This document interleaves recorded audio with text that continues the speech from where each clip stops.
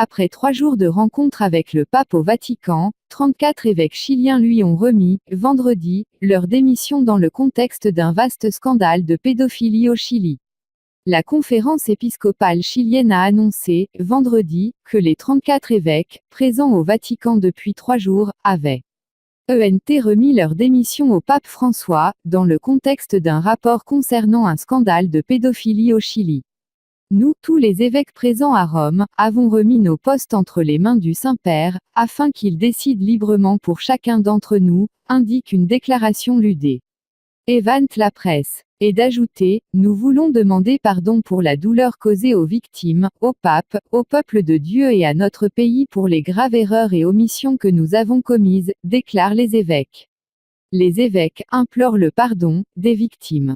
Nous remercions les victimes pour leur persévérance et leur courage, malgré les énormes difficultés personnelles, spirituelles, sociales et familiales qu'ils ont dû affronter, auxquelles s'ajoutaient souvent l'incompréhension et les attaques de la communauté ecclésiale, ajoute-t-il. Nous implorons leur pardon et leur aide pour continuer à avancer sur le chemin de la guérison des blessures, pour qu'elles puissent se cicatriser, poursuivent les évêques. Jeudi, le souverain pontife argentin avait annoncé des changements pour rétablir la justice au sein de l'Église chilienne.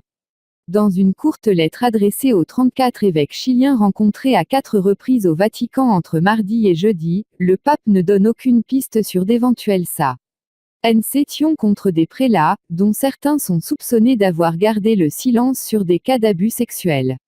Un échange franc. Je vous remercie pour la pleine disponibilité que chacun a manifestée pour adhérer et collaborer à tous les changements et résolutions que nous devrons mettre en place.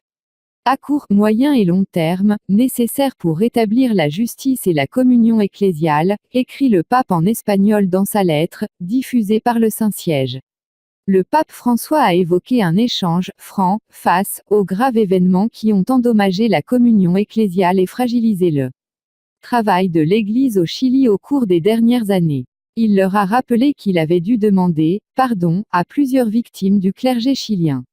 Les prélats chiliens ont selon lui exprimé leur ferme intention de réparer les dommages causés. François a conclu sa lettre en invitant les évêques chiliens à construire une église prophétique, à l'écoute de l'affamé, du prisonnier, du migrant et de l'abusé.